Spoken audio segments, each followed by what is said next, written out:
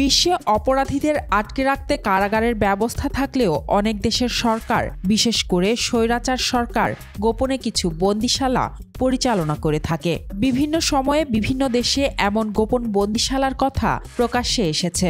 এসব বন্দিশালায় ভিন্ন মতের মানুষকে বিনা বিচারে আটকে রেখে নির্যাতন নিপীড়নের ঘটনা ঘটে, এমনকি বন্দীদের হত্যার ঘটনাও ঘটে।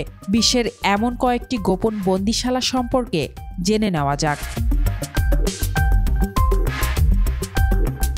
আর্জেন্টিনার ইএসএমএ বন্দিশালা। ১৯৭৬ সালে এক সামরিক অভ্যুত্থানে আর্জেন্টিনার তৎকালীন প্রেসিডেন্ট ইসাবেলা পেরন ক্ষমতাচ্যুত হন।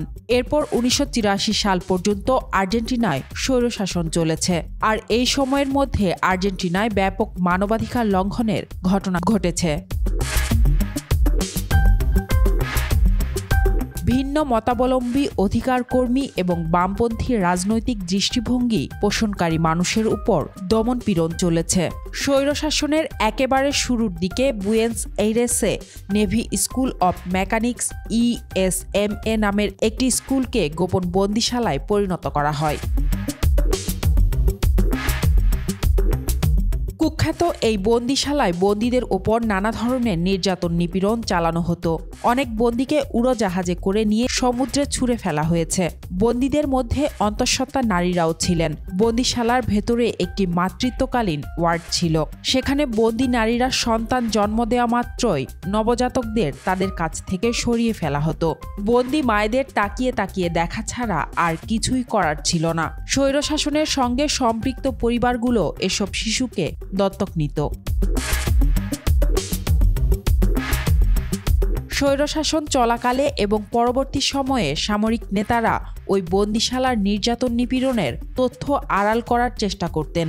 যেমন ১৯৭৯ সালে আন্তর্জাতিক পর্যবেক্ষকেরা সেখানে পরিদর্শনে গেলে বন্দিশালার কর্মীরা সেখানকার বেসমেন্টের সিঁড়ি আড়াল করে ফেলেন। সিঁড়ির অস্তিত্ব আড়াল করতে তারা একটি দেয়াল তৈরি করে দেন। ওই বেসমেন্টে বেশিরভাগ নির্যাতন নিপীড়নের ঘটনা ঘটত।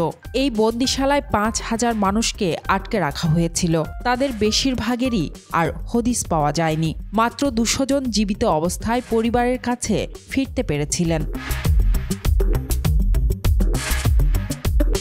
মানবাধিকার লঙ্ঘনের ভয়াবহতার স্মারক হিসেবে ২০০৭ সালে নির্যাতন কেন্দ্রটিকে জাদুঘর ঘোষণা করা হয়। সেখানে নির্যাতনের বিভিন্ন আলামত সংরক্ষণ করা হয়েছে। ২০২৩ সালে জাতিসংঘের শিক্ষা, বিজ্ঞান ও সংস্কৃতি বিষয়ক সংস্থা ইউনেস্কো একে বিশ্ব ঐতিহ্যের স্থান হিসেবে ঘোষণা করেছে। সিরিয়ার সেদনায়া কারাগার।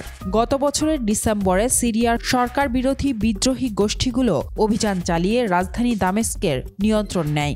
বিদ্রোহীদের মাত্র ১২ দিনের অভিযানে সিরিয়ায় বাশার আল আসাদ সরকারের পতন ঘটে। তিনি দেশ ছেড়ে পালান। বিদ্রোহীদের এই অভিযানে নেতৃত্ব দেয় হায়াত তাহরির আল শামস। এরপর বাশার আল আসাদের আমলে নিখোঁজ প্রিয়জনের খোঁজে সিরীয় নাগরিকেরা দেশটির বিভিন্ন কারাগারে ভিড় জমাতে থাকেন। এর মধ্যে একটি কুখ্যাত কারাগার হল সেদনায়া। কারাগারটি দামেস্কের উত্তরে অবস্থিত। বাশার আল আসাদ সরকারের নৃশংসতার সাক্ষী হয়ে আছে সেদনায়া। আসাদ সরকারের পতনের পর বিদ্রোহীরা কারাগারটি থেকে বন্দীদের মুক্ত করেন। মাটির নিচেও কুখ্যাত বন্দিশালার ৫টি তলা তৈরি করা হয়েছিল। ছবিতে দেখা গেছে কারাগারের বিভিন্ন কক্ষে বন্দীদের গাদাগাদি করে রাখা হয়েছিল। ওই কারাগার থেকে বেশ কিছু মরদেহ উদ্ধার করা হয়। এসব মরদেহেও নির্যাতনের চিহ্ন ছিল। মানবাধিকার সংস্থা অ্যামনেস্টি ইন্টারন্যাশনালের তথ্য বলছে, শুধু ২০১১ সালের সেপ্টেম্বর থেকে ২০১৫ সালের ডিসেম্বর পর্যন্ত ১৫,০০০-এর মতো বন্দীকে বিচার বহির্ভূতভাবে হত্যা করা হয়েছে। চিলির বন্দিশালা। চিলির একনায়ক আগাস্তো পিনোশের শাসনামলে রাজনৈতিক বন্দীদের নৌবাহিনীর জাহাজ ও স্টেডিয়াম, বিভিন্ন কার্যালয় ভবন এবং থানায় আটক রাখা হতো। শুধু তাই নয়, সামরিক ঘাঁটি, বাজেয়াপ্ত বাড়ি এবং অবকাশ যাপন কেন্দ্র সবকিছুকেই আটক ও নির্যাতন কেন্দ্র হিসেবে ব্যবহার করা হতো। সব মিলে ১৯৭৩ থেকে ১৯৯০ সাল পর্যন্ত পিনোশের শাসনামলে চিলিতে ১,১৩০টির বেশি গোপন বন্দিশালা ও নির্যাতন কেন্দ্র ছিল। পিনোশের পর চিলির সরকার এসব বন্দিশালার কিছু কিছুকে স্মারক ও জাদুঘর হিসেবে ঘোষণা করে। পিনোশের শাসনামলে কিছু বন্দিশালা গোপনে পরিচালিত হতো। বিভিন্ন অভিযানে আটক হওয়া মানুষকে এসব গোপন স্থানে রাখা হতো, আর এসব স্থানে মানুষকে চিরতরে গুম করে দেওয়ার কাজটি ছিল খুবই সহজ। পরবর্তী সময়ে এসব গোপন বন্দিশালা উন্মোচিত হতে থাকে। ২০০৪ সালে তৎকালীন চিলি সরকারের গঠিত কমিশন সাবেক বন্দীদের কাছ থেকে জবানবন্দি নেয়।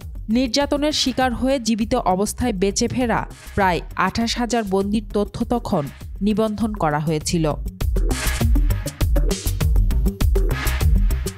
এরও কয়েক বছর আগে চিলির আরেক সরকার জানিয়েছিল, সামরিক শাসনামলে প্রায় ৩,০০০ মানুষ হয় মারা গেছেন নয়তো গুম হয়েছেন।